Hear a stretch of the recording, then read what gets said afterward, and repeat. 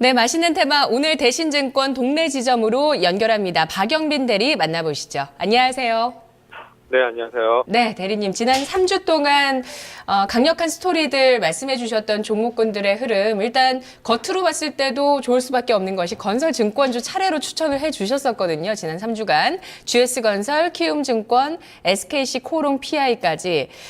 그 추천 이후에 수익률을 살펴보면 오늘 기준으로 해서 GS건설 22.5%, 키움증권 15.8%, SKC 코롱 PI 지난주였는데 3% 정도 수익률을 보이고 있습니다. 양호한데요.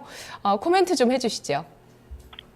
전체적으로 어떤 큰 트렌드에 입각해서 우리가 안심하고 투자할 만한 종목들을 찾다 보니까 그렇게 좀 안심하고 투자할 수 있는 종목들 위주로 추천을 드렸는데, 예상보다 성과가 좀 상당히 좀 좋았던 것 같고, 제가 잘해서라기보다 시장이 그만큼 좀 잘 따라줬던 것 같습니다. 오늘 추천드리는 종목도 그런 어떤 안심하고 투자할 수 있는 그런 종목들 위주로 한번 골라서 추천드리도록 하겠습니다. 네, 박 대리님이 이 시간에 오시면서 그런 컨셉을 잡아주셨어요. 안심하고 투자할 수 있는, 하지만 좀 강력한 스토리가 담겨져 있는 주식을 보겠다라고 하셨는데요. 오늘은 어떤 쪽일까요? 오늘은 철강 종목을 들고 나와봤습니다. 그동안 건설주, 그리고 화학주, 조선주, 그리고 정유주까지 경기 민감주들이 바닥에서 한 30에서 많게는 50% 가까이 반등 국면을 계속 이어나가고 있는데, 유독 못 오른 경기 민감주가 있어서 좀 유심히 봤습니다. 제가 보니까 현대차랑 그리고 현대제철이 좀 못 오른 것 같은데, 아무래도 자동차랑 철강 쪽 섹터가 다른 경기 민감주 섹터보다 상당히 좀 약한 흐름을 보여줬습니다. 그런데 이제부터 얘기가 조금 달라지는 게, 다른 경기 민감주 섹터보다 이쪽이 더 강할 수 있겠다 생각을 했던 게, 중국이 지난 주말에 기준금리 인하를 했죠. 그러면서 중국 쪽 내에서 이제 철강 수요가 본격적으로 조금 이제 공급 과잉 국면이 해소될 것이다, 이런 기대감이 생기기 시작했어요. 그리고 보시면 작년 연말부터 아파트 분양 경기가 상당히 좋았거든요. 장기간 동안 이렇게 제가 GS건설 추천드리면서 투자 포인트로 짚어드렸다 장기간 미착공 프로젝트 파이낸싱 그런 구간들이 이제 다 분양이 완료되는 이런 부동산 시장에서 이런 홍기들이 이제는 건설주가 1차적으로 수혜를 보겠지만 2차적으로는 이제 철강주까지도 수혜를 볼 수 있겠다, 이렇게 이제 생각을 해서 현대제철 오늘 들고 나왔습니다. 네. 지금 현대차도 앞서서 잠깐 언급을 해주셨지만 우리 시황에서도 언급이 나왔습니다. 현대차 3인방이 이렇게 동시에 강했던 적이 최근에 있었을까 싶을 정도로 오늘은 또 그런 흐름이 나타나고 있다. 뿐만 아니라 최근에 OCI 같은 종목들도 상한가를 기록하면서 좀 부진했었던 업황이 안 좋았던 쪽이 서력하는 흐름이 보이고 있습니다. 특히 철강주 중에서 현대제철을 가지고 와주셨는데 어떤 기업 내용을 갖고 있나요?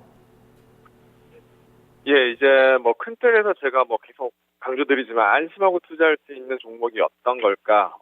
투자자분들이나 시청자분들께서 이 종목 지금 이 가격에 사면은 크게 손실 없이 좀 들고 갔을 때 10% 20%라도 수익을 낼 수 있는 종목이 어떨까, 이런 컨셉에서 접근을 했고, 일단 현대제철 같은 경우는 전체 매출의 70%는 판재, 즉 조선 쪽에 들어가는 판재 후판이나 그리고 자동차에 들어가는 판재가 매출의 70% 정도를 차지하고 있고, 나머지 30% 정도가 이제 공영강이라고 하면 이제 건축 쪽 자재 이런 쪽이 다 포함이 되겠죠.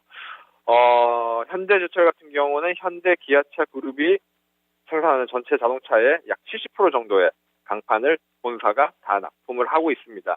현대 기아차 그룹 입장에서는 없어서 안 될 어떤 그런 그룹 내에서 필수적인 역할을 하고 있는 회사라고 보시면 되고, 최근에 원재료인 철광석 가격 하락으로 인해서 지금 2014년 2분기부터 2분기, 3분기, 4분기 3개 분기 연속해서 어닝 서프라이즈를 기록하고 있다는 점. 전방 산업이 자동차 산업이 그렇게 녹록지 않은 상황에서 현대제철 같은 경우는 원재료 가격이 하락함으로 인해서 어떤 단가 인하의 어떤 그 역마진을 충분히 더 상쇄하고도 남았다, 이렇게 보시면 될 것 같고, 항상 시장에서 예측하는 컨센서스 이상을 보여줬던 아주 실적 안정성에 대해서는 흠잡을 데가 없는 그런 종목이라고 보시면 될 것 같습니다.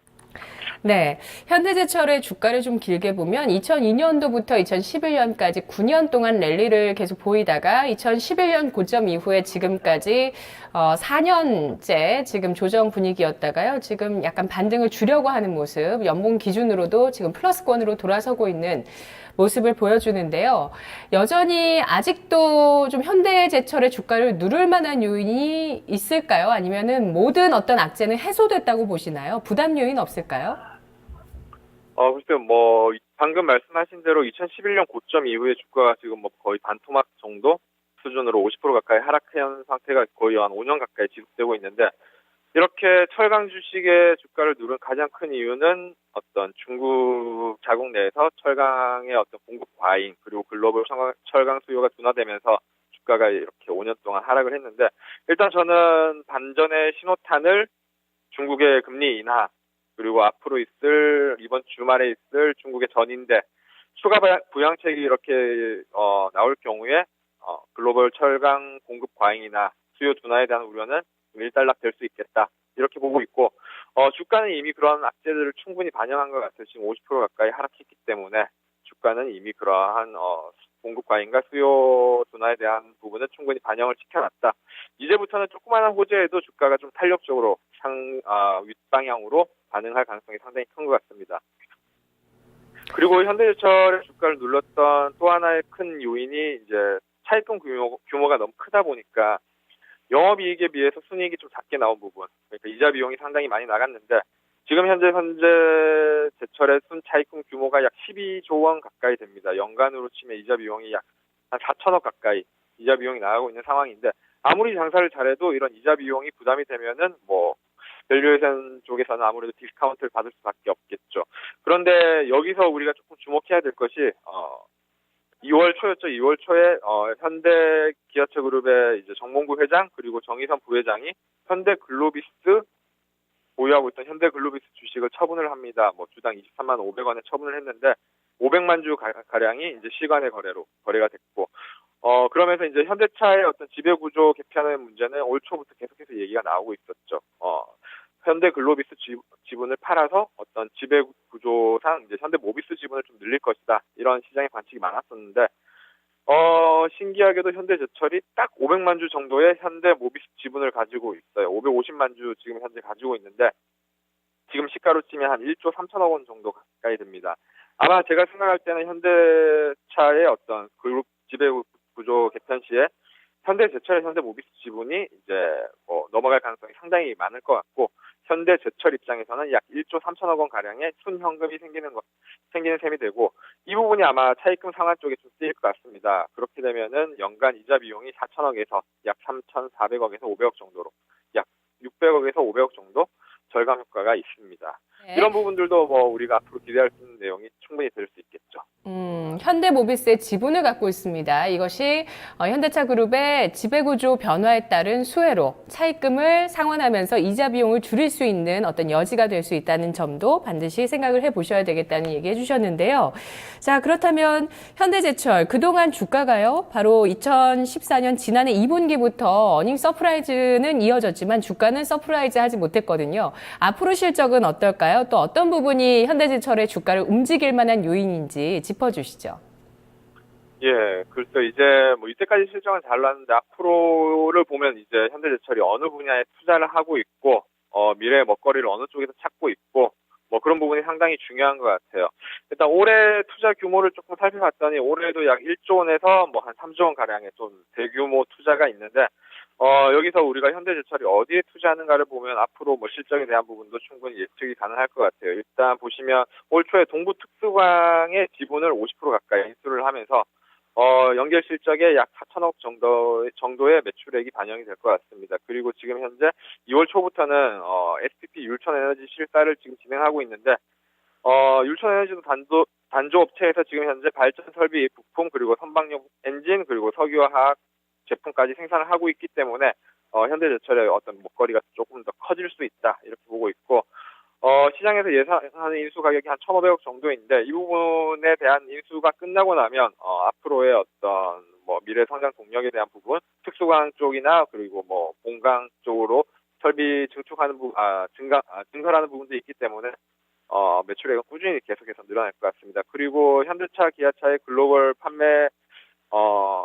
마켓쉐어가 꾸준히 지금 현재 수준을 유지하고 앞으로 조금씩 신흥국 쪽에서 특히 늘어날 것으로 보고 있기 때문에 현대제철의 매출도 같이 동반해서 성장하지 않을까, 이렇게 예상할 수가 있겠습니다. 네네. 투자하는 방향과 분야를 봤을 때 앞으로 건설 경기와 더 밀접해질 수 있겠다는 말씀이신 거죠?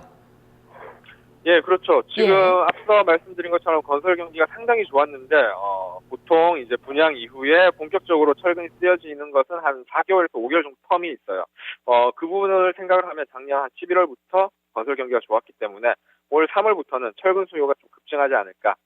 이렇게 보고 있고, 그리고 일정상으로도 상당히 좋은 게 지금 중국산 그 H형강 반덤핑 판결이, 최종 판결이 3월 달로 예정이 되어 있습니다. 이 부분에 대해서 우리가 지금 덤핑 관세를 한 25% 정도 예상을 하고 있는데, 그 정도 덤핑 관세가 부과가 되면 중국산 그런 건축 자재에 들어가는 철근이 뭐 수입 단가가 아무래도 올라가다 보니까 아무래도 현대제철의 가격 경쟁력이 그만큼 생긴다고 볼 수가 있겠죠.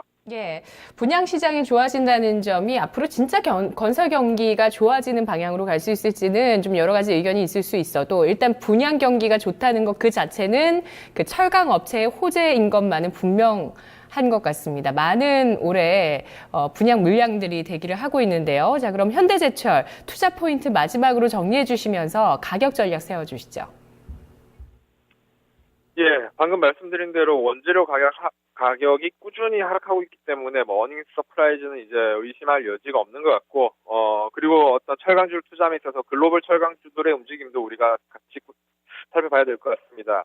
지금 보시면 현대제철 같은 경우는 전 세계에서 가장 싼 철강주라고 보고 있는데, 왜냐하면 지금 일본의 신일본 제철이나 중국의 바오산 철강 같은 경우 PBR 1배 수준에서 거래가 되고 있는데, 현대제철 이제 PBR 0.5배 정도, 역사적인 PBR 저점 국면입니다. 보통 대형주 같은 경우 낙폭을 반복하다가 대세 상승이 나오는 국면이 PBR 0.5 국면이 상당히 많았습니다. 그래서 현대제철 지금 현재 PBR 0.5 국면에서 강력한 반등 예상을 하고 있고, 매수가는 7만 원 제시해드립니다. 7만 원 전일 종가인 7만 원 제시를 해드리고, 일단 목표가는 저는 일단 6개월 정도 보고 있는데, 3월 달에 어떤 일정들이 상당히 좋은 것들, 방금 말씀드렸던 중국의 반덤핑 관세가 최종 판결 나오는 게 3월 달이기 때문에 이런 부분들 감안한다면 조금 단기간에 목표가인 9만 원까지는 좀 탄력적으로 올라올 수 있을 수도 있겠습니다. 손절가는 추세를 무너뜨리는 6만 5천 원 제시해드리고, 차트상으로도 보시면 어제랑 어제 거래가 상당히 많이 되면서 장대 양봉을 세워놨죠.